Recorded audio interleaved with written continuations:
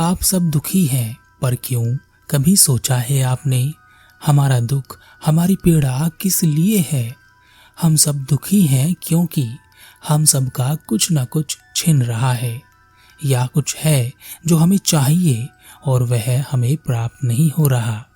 इस वजह से ही हम दुखी रहते हैं। या तो हमसे कुछ छीन लिया जाता है, या हमें जो चाहिए वह हमें मिलता नहीं है। दुखी होने की हमारे पास दो वजह हैं।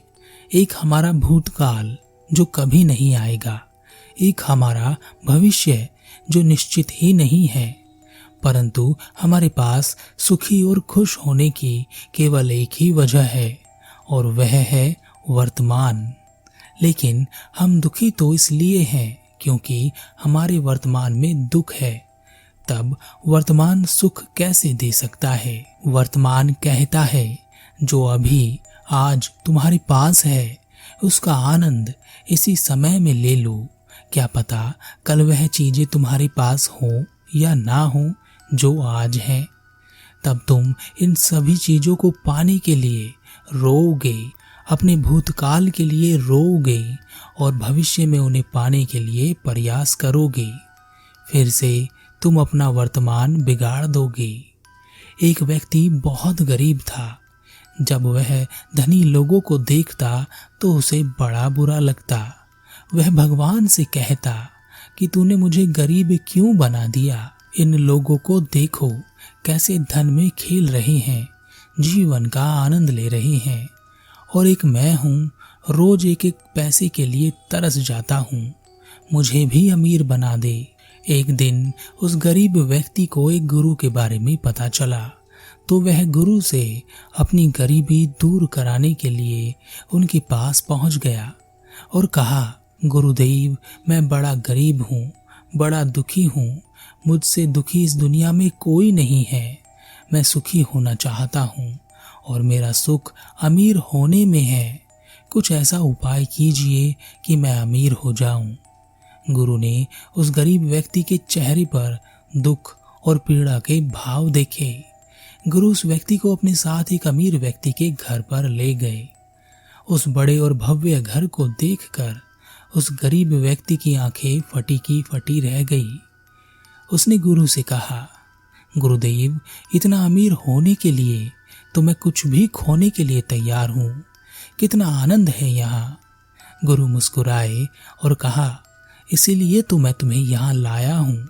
गुरु उस व्यक्ति को उस घर के मालिक के पास लेकर पहुंचे और गुरु ने उस अमीर व्यक्ति से कहा, क्या तुम सुखी हो? तुम्हें कोई दुख तो नहीं है? तुम इतने अमीर हो, अवश्य ही तुम बहुत सुखी होगे। अमीर व्यक्ति ने कहा, गुरुदेव, कैसा सुख? यह धन दौलत होने से कोई सुख तो नहीं आ जाता।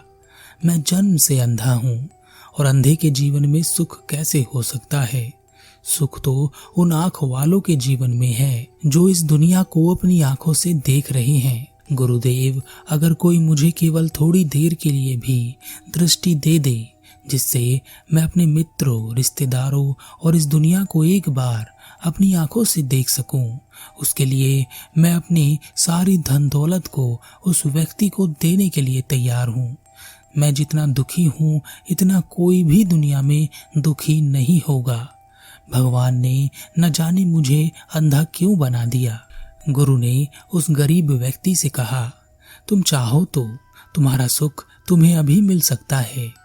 मैं तुम्हारी आंखों की दृष्टि इस अमीर व्यक्ति को दे सकता हूँ और यह अपनी धन दौलत तुम्हें दे सकता है। इस प्रकार तुम्हें भी तुम्हारा सुख मिल जाएगा और इस अमीर व्यक्ति को इसका सुख मिल जाएगा।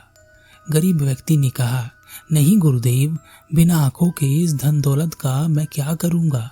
गुरु ने कहा, कोई बात नहीं, तुम आंखें नहीं देना चाहते तो कोई बात नहीं, हम कोई और रास्ता निकालते हैं तुम्हें अमीर बनाने के लिए। गुरु उस गरीब व्यक्ति को एक दूसरे अमीर व्यक्ति के पास लेकर पहुंचे। वह अमीर व्यक्ति पहले वाले से भी अधिक अमीर था। वहां पहुंचकर उस गरीब व्यक्ति के होश ही उड़ गए। उसने इतना बड़ा महल सा घर नहीं देखा था। गुरु उस अमीर व्यक्ति के पास पहुंचे और कहा, आप अपने जीवन में बहुत सुखी और खुश होंगे। आपको कोई दुख तो नहीं है? अमीर व्यक्ति ने कहा, मेरे दोनों हाथ नहीं हैं। बचपन से ही मैं अपाहिज हूँ। यह जो इतनी धन दौलत मेरे पास है, यह सब कुछ देकर भी मैं अपना हाथ वापस नहीं ला सकता। तो यह धन दौलत किस काम की? भगवान ने ना जाने मुझे अपाहिज क्यों बना दिया। जितना दुख मेरे जीवन में है, किसी के जीवन में नहीं होगा। लोग सोचते होंगे कितनी धन दौलत है, यह तो बहुत सुखी रहता होगा, पर मुझसा दुखी इस दुनिया में कोई नहीं है। गुरु ने उस गरीब व्यक्ति से कहा, तुम क्या कहते हो? क्या अपने दोनों हाथ देकर तुम इतनी धन दौलत के मालिक बनना चाहोगे? अब तो तुम्हारी आंखें भी तुम्हारे साथ रहेंगी। गरीब व्यक्ति ने कहा, नहीं नहीं, बिना हाथों के अपाहिज बनकर इस धन दौलत का मैं क्या करूंगा? गुरुदेव, मैं अपने शरीर का कोई भी हिस्सा देकर अमीर नहीं बनना चाहता। क्या यहाँ कोई ऐसा अमीर व्यक्ति नहीं है जो पूरे शरीर के साथ स्वस्थ हो? गुरु उस गरीब व्यक्ति को अपने साथ एक तीसरे अमीर व्यक्ति के पास ले गए। वह पहले वाले दोनों अमीर व्यक्तियों से अधिक अमीर था। उसके पास अपना महल था। गुरु उस तीसरे अमीर व्यक्ति के पास पहुंचे और कहा, इतनी धन दौलत, अवश्य ही आप बहुत सुखी और खुश होंगे। उस अमीर व्यक्ति ने कहा, मुझ जैसा दुखी तो इस दुनिया में कोई और नहीं होगा। मैं बहुत पीड़ा में हूँ। मेरी पत्नी ने मुझे धोखा दे दिया है। वह किसी और से प्रेम करती है और मुझसे नफरत करती है। यह धन दौलत किसी को सुख दुख नहीं दे सकते, और जब मन में पीड़ा हो तो कोई भी ऐशो आराम सुख की जगह पीड़ा ही देता है। मुझसे अच्छे तो वह गरीब हैं जिनकी पत्नी उनके साथ वफादार रहती है और उनसे प्रेम करती है।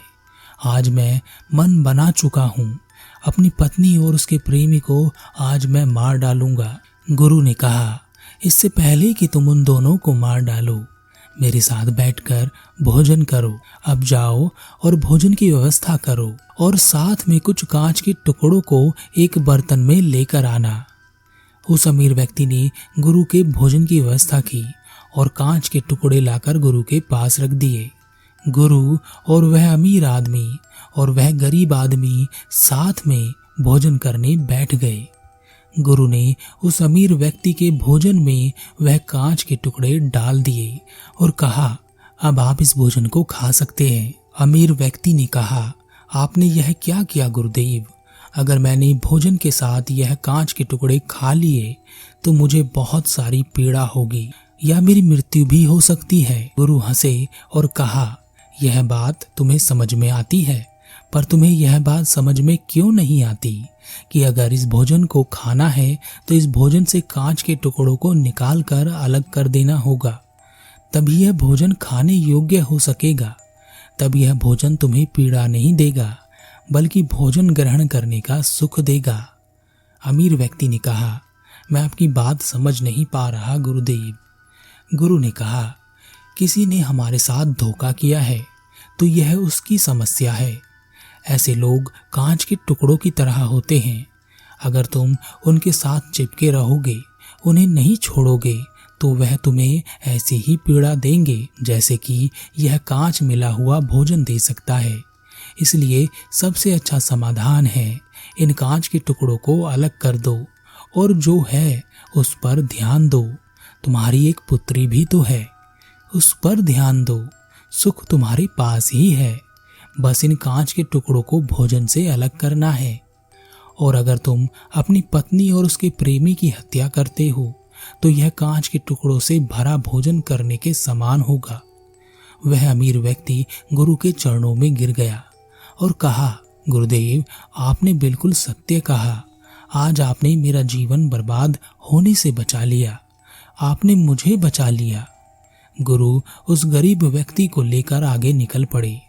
रास्ते में उस गरीब व्यक्ति ने गुरु से कहा, गुरुदेव, क्या इस पूरी दुनिया में कोई ऐसा व्यक्ति नहीं है जो सुखी हो? गुरु ने कहा, तुम सुखी क्यों नहीं हो? क्योंकि तुम्हें वह चाहिए जो तुम्हारे पास नहीं है। तुम्हारे पास धन नहीं है तो तुम्हें धन चाहिए, और जो तुम्हारे पास नहीं है वह तुम्हें सुख कैसे दे सकता है? वह तो तुम्हें दुख ही देगा। जैसे पहले वाले अमीर आदमी के पास धन था पर आंखें नहीं थी, तो उसके पास जो नहीं था वह उसके पीछे भाग रहा था, आंखों के पीछे। और जो उसके पास था, धन दौलत और बाकी शरीर, उस पर उसका ध्यान ही नहीं था। तो जो चीज उसे सुख दे सकती थी उसे छोड़कर वह उसके पीछे था जो उसके पास था ही नहीं। इसी तरह दूसरे अमीर व्यक्ति के पास आंखें थी, धन दौलत थी, पर हाथ नहीं थे। तो जो चीज उसके पास थी वह उसका आनंद नहीं ले रहा था, बल्कि उसका दुख कर रहा था जो उसके पास था ही नहीं। ठीक इसी तरह तीसरा अमीर व्यक्ति भी दुखी था, जबकि उसके पास धन दौलत थी और साथ ही एक स्वस्थ शरीर भी था। फिर भी वह बहुत पीड़ा में था, क्योंकि वह उसकी पत्नी के चले जाने से दुखी था, जो कभी उसकी थी ही नहीं। और जो उसका था, उसकी पुत्री, उसके बारे में वह सोच ही नहीं रहा था। अमीर या गरीब होने से सुख और दुख का कोई मतलब नहीं होता। हमारे दुखी होने का एकमात्र कारण यही होता है कि हम उन चीजों के पीछे भागते हैं जो हमारे पास है ही नहीं, और जो वर्तमान में हमारे पास है हम कभी उनका आनंद लेते ही नहीं। भविष्य में घूमते रहते हैं, भूतकाल में अटके रहते हैं, और यह सब कुछ हम वर्तमान की जमीन पर खड़े होकर करते हैं। इस कारण से तुम्हारे आनंदित होने का समय यानी वर्तमान नष्ट हो जाता है। गुरु ने गरीब व्यक्ति की ओर देखते हुए कहा, मुझे यह बताओ कि क्या तुम्हारे पास उन तीनों अमीर व्यक्तियों के दुख में से कोई एक दुख भी है? गरीब व्यक्ति ने कहा, नहीं, वह सब लोग जिस दुख से दुखी थे उनमें से मेरे पास कोई दुख नहीं है। गुरु ने कहा, फिर भी तुम दुखी हो? गरीब व्यक्ति ने कहा, गुरुदेव, भले ही मैं उनके मुकाबले में सुखी हूँ, पर क्या धन कमाने या धन प्राप्त करने की इच्छा नहीं होनी चाहिए? क्या मुझे अपनी गरीबी वाले वर्तमान को स्वीकार कर हमेशा गरीब ही रहना चाहिए? गुरु मुस्कुराए और कहा, वर्तमान में वर्तमान स्थिति का आनंद लो। वर्तमान में ही ऐसे कर्म करो जो तुम्हारा भविष्य सुधार सके। वर्तमान में जियो, ऐसी किसी चीज के लिए चिंतित मत हो जो अभी तुम्हारे पास नहीं है। जो है उसका आनंद लो, जो नहीं है उसे प्राप्त करने के लिए अभी केवल कर्म करो और उस कर्म की चिंता मत करो। उस कर्म का आनंद लो। भविष्य में वह तुम्हें मिलेगा या नहीं इसकी चिंता छोड़ दो।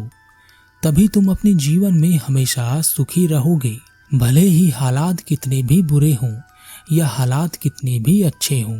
उस गरीब व्यक्ति को गुरु की बात समझ आई और वह गुरु को प्रणाम कर वहां से यह सोचकर खुश होता हुआ चला गया कि वह उन तीन अमीर आदमियों से बहुत सुखी है, और जो धन दौलत उसके पास नहीं है वह ऐसी चीज नहीं है जिसे प्राप्त ना किया जा सके। सबसे कीमती उसका शरीर है जो पूर्ण है और स्वस्थ है।